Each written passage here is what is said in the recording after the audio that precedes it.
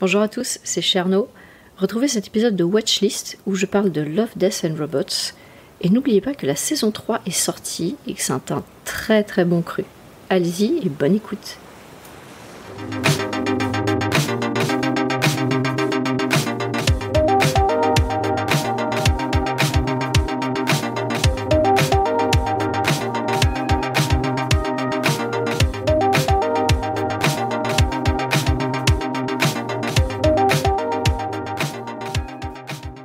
Écran noir. 3 petits pictos, un cœur, une tête de mort et un robot. Puis comme dans les machines à sous de Las Vegas, comme si quelqu'un avait actionné la manette invisible, tout s'en mêle et s'embrouille pour ne plus en laisser apparaître qu'un seul. Ça va ? Ouais. Donne ta main.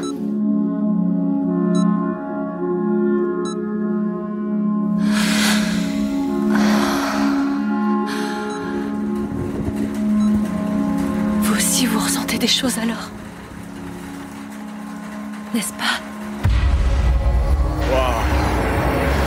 C'est comme si une espèce de porte surgissait de nulle part. Et j'ai l'intuition qu'elle mène vers une sorte de monde parallèle, qui serait prisonnier d'une autre.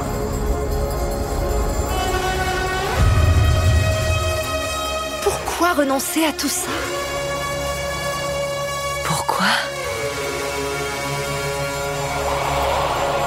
J'ai passé plus de 218 ans sur cette foutue planète. J'ai vu des choses insoutenables.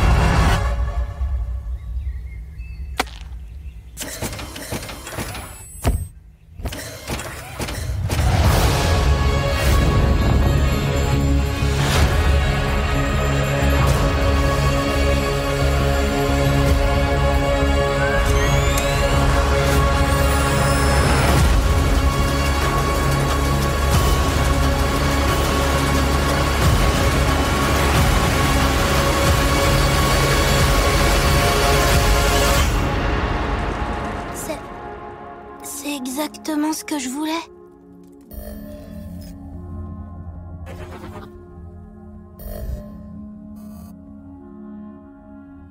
Voilà comment débute chaque épisode de la série Netflix Love, Death and Robots. Beaucoup de hype en amont de la sortie. Netflix avait bien préparé sa com et nous présentait cette série comme un ovni du genre. Et c'est presque ça. Love, Death and Robots est une série de science-fiction. C'est 26 épisodes découpés en 2 saisons. C'est produit par Netflix.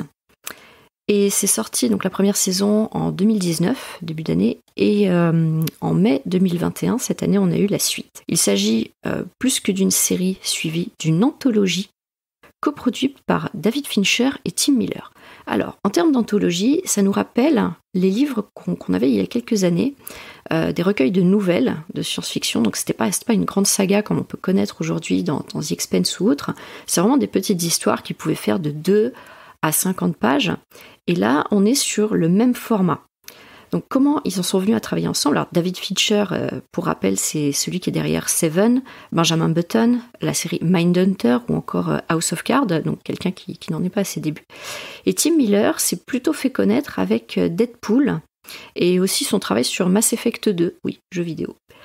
Et ils avaient déjà eu l'idée de travailler ensemble, mais bon, après chacun avait ses projets. Et quand il y a eu le succès de Deadpool, là, Fincher, il est allé voir Miller en disant « au fait, ton truc, il marche bien, là, t'es un peu bankable, donc faisons cette série. » Et cette série, donc, c'est Love, Death and Robots. Alors, pourquoi ces 3 mots ? Parce qu'en fait, dans chaque épisode, qui ne se suivent pas, ce sont des histoires individuelles, bien sûr, ces 3 thèmes sont toujours présents. L'amour, la mort et les robots. Alors, certains sont plus présents que d'autres, le dosage n'est pas vraiment équivalent, et des fois, c'est un peu subtil. Mais ce sera toujours présent. Et là où c'est étonnant, c'est qu'on ne va pas respecter les clichés. Ben non, ce serait un peu dommage. L'amour, déjà, est présent, mais pas forcément romantique, pas forcément rassurant. Il peut être angoissant, créer des problèmes. La mort, elle n'est pas forcément négative, elle ne fait pas forcément peur. Ou des fois, oui. Quant aux robots, les robots. chacune des histoires proposées, assez courtes, on est sur une anthologie comme sur le format nouvelle, donc entre 7 et 30 minutes max. Chacune de ces histoires va nous proposer d'autres thèmes, bien sûr. On va un peu plus loin. Et comme on est dans la science-fiction, tout y passe. Vous avez les voyages dans le temps, les uchronies, le space opéra, des dystopies, de la conquête spatiale, de la révolution industrielle. Et certains épisodes ne sont pas sans rappeler certaines nouvelles de Dick ou même de Asimov. Mais on est plutôt dans les vibes de Electric Dream. Vous savez, cette série qui justement adapte des nouvelles de Dick. Là, ça va beaucoup plus loin. L'univers de Dick, au bout d'un moment, c'est bon, on a compris quels en sont les contours. Ici, Fincher et Miller ne se sont pas cantonnés à un seul auteur. Chaque épisode est écrit et produit par des studios indépendants. Donc ils leur ont donné carte blanche, avec toujours le même thème, Love, Death and Robots. Comme ils ont carte blanche aussi pour la production, vous allez avoir de l'animation très classique, du CGI, du digital, du stop motion aussi. Vous savez, le stop motion, c'est quand on filme des petites figurines, alors de pâte à modeler ou des marionnettes, et on les filme plan par plan pour ensuite les animer d'une traite. Donc ça, vous avez des épisodes comme ça assez amusants. En termes de digital, la qualité, vous avez de tout. Vous avez des choses en cel shading, vous avez de l'animation comme on peut voir chez Pixar, et c'est d'une qualité tellement dingo qu'il faut quelques secondes, voire minutes, avant de réaliser que c'est de l'animation 3D, que c'est absolument pas des vrais acteurs. Quand il y a un zoom sur la texture de la peau ou des cheveux, on se dit ok, donc ça c'est avec des vrais acteurs. Et en fait non, quasi jamais. Pour ce qui est du ton des épisodes, un peu du mood, est-ce que ça met de bonne humeur, est-ce que c'est triste, est-ce que c'est lugubre? Eh bien en fait, ça dépend de chaque épisode, encore une fois. Vous allez avoir de tout, du grave, du drôle, de la peur, de l'angoissant. Par contre, ce sera toujours beau et époustouflant. C'est ça qui est dingue. On regarde les épisodes, on les enchaîne les uns derrière les autres, et à chaque nouvel épisode, on se dit « Ah, ça c'est le meilleur, ah ça c'est mon préféré, ça c'est le plus drôle. » ou ça, eh ben non, en fait ça change tout le temps. Et on commence à s'attacher aussi à certains personnages. On se dit mais j'aimerais une suite à cette histoire, j'aimerais savoir comment ça se termine ou ce qu'ils deviennent. Mais je vous rappelle qu'on est dans de la science-fiction et on respecte les codes. Et dans les codes de la science-fiction, on ne donne pas toujours une fin, on va plutôt poser une problématique au personnage et on va voir comment il se débrouille. À chaque fois, la problématique ou un élément va être indiqué dans le picto du début. Vous vous souvenez, dans l'intro, je vous ai dit, il y a toujours un picto indiqué et on ne sait pas à quoi il correspond. Il n'y a qu'à la fin de l'épisode. C'est un peu un twist comme Boole lorsqu'il écrit La planète des singes avec sa statue de la liberté échouée sur la plage. C'est le mind blow de fin où on se dit « Ah mais oui, ça voulait dire ça !» Et pour plusieurs épisodes, à la fin, j'étais scotchée sur ma chaise et j'y réfléchissais. On ne peut pas tout binger. Enfin, pour digérer tout ce qu'il y a à voir et tout ce qu'il y a à réfléchir, si on enchaîne tout en une soirée, ça va être beaucoup trop. Je conseille de déguster ça, allez, un par jour éventuellement, mais pas plus, pour vraiment digérer tout ce qu'il y a à digérer. Parce que c'est ça la science-fiction. Ça parle de la nature humaine dans un environnement qu'elle ne maîtrise pas. Donc, vous avez la petite exception avec Fondation, ou à peu près avec la psycho-histoire, on dit qu'un personnage essaie de maîtriser, mais en fait il ne maîtrise pas. Mais si on revient à la série Love, Death and Robots, on est vraiment là. Chaque épisode va vous poser une problématique, voilà, on est dans un univers futuriste, il se passe ça, ou alors on est dans une réalité alternative, et dans ce monde ça fonctionne comme ci, comme ça. À chaque fois on a les règles, et on voit comment les personnages s'en sortent. Donc on se demande, est-ce que ce sont eux les héros de l'histoire ou pas ? Est-ce que c'est la techno ? Et ça, c'est le propre de la SF, c'est de nous interroger sur la nature humaine. Et c'est là où je trouve que ça reste actuel, c'est que tant que notre nature humaine ne changera pas, tous les thèmes abordés et la façon dont les personnages les gèrent, ça ne changera pas. C'est actuel aujourd'hui et ça peut bien vieillir. Je pense dans encore 50 ans, ces épisodes seront toujours autant d'actualité. Sans trop vous spoiler, vous verrez des mondes se construire dans un congélateur, vous verrez des démons renards devenir mécaniques, vous verrez des usines prendre forme et prendre vie, vous verrez également des robots essayer de découvrir leur origine, vous verrez énormément de choses. Mon préféré, puisque j'ai réussi à en avoir un, c'est Zima Blue, ou le bleu Zima, qui est en fait la couleur bleue qu'on met sur les carrelages au fond des piscines.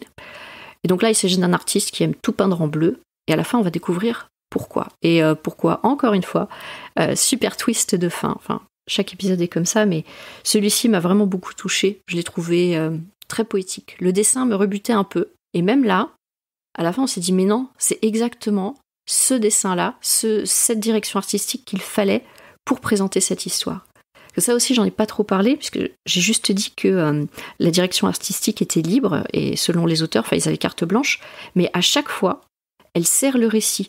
On n'a pas été mettre une histoire, et puis voilà, on va réaliser un dessin animé, ou on va faire de l'animation 3D parce qu'on a le budget, ou c'est pour faire plaisir. Non, ça sert toujours le propos. C'est assez incroyable. Donc, un condensé en de très courtes minutes, de quelque chose d'extrêmement qualitatif.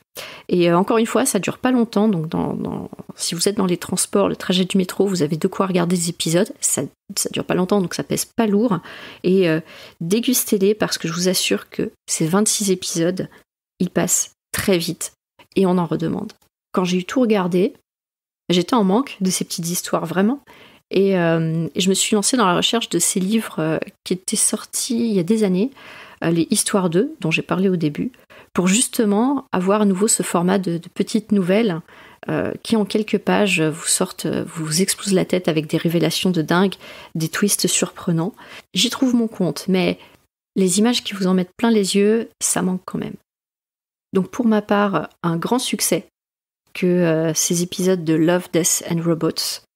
Clairement dans ce que Netflix produit de mieux, on a vu que quand ils essayaient d'adapter, c'était pas terrible, mais lorsqu'ils se lancent dans des productions originales, c'est fantastique.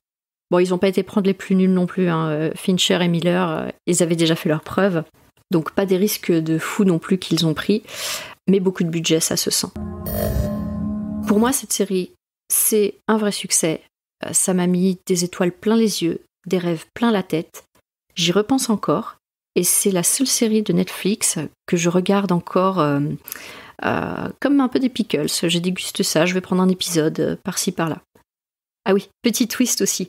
N'essayez pas de numéroter les épisodes ou de les regarder dans un certain ordre. Personne ne les a dans le même ordre. Ils apparaissent de façon complètement aléatoire dans votre playlist. Si vous aussi vous avez vu Love, Death and Robots ou que vous comptez le voir, n'hésitez pas à venir partager avec les membres du label ce que vous en avez pensé et surtout, quel est votre épisode préféré. Watchlist, c'est un podcast du label Podcut. Et si vous aimez ce qu'on fait, vous avez le lien de notre Patreon.